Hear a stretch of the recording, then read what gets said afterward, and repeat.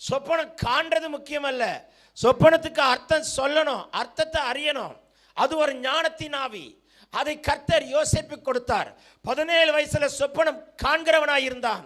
ஆனால் அவனுடைய 17 வயது கழித்து 13 வருடங்கள் கழித்து அவனுடைய 30வது வயதில் சொப்பனங்களுக்கு அர்த்தம் சொல்லுகிறவனாய் மாற்றினார். பாடுகளும் உபத்திரவங்களும் உன்னை ஆவிக்குரிய வாழ்க்கையில வளரச் செய்யுமே தவிர பின்வாங்க செய்யக்கூடாது. போராட்டங்களும் பிரச்சனைகளும் ஜெபிக்க வைக்கும். போராட்டம் வர வர ஜெபிப்போம், பல மணி நேரம் ஜெபிப்போம். பிரச்சனை வர வர அதிகமாய் ஜெபிப்போம். கர்த்தர் அப்படி உட்கார வைக்கிறார், சில நேரம் அப்படி செய்கிறார், சில சூழ்நிலைகளை அனுமதிக்கிறார், முழங்கால் போட வைக்கிறார், ஜெபிக்க வைக்கிறார், ஜெப வீரனாய் மாற்றுகிறார், பிரச்சனையும் மாற்றி போடுகிறார். நல்ல தேவன் சரியாய் செய்கிறார். நான் உபத்திரப்பட்டது நல்லது, அது நிமித்தம் அவருடைய பிரமாணங்களை கற்றுக்கொண்டேன் என்று கர்த்தர் நமக்கு கற்றுக் கொடுக்கிறார்.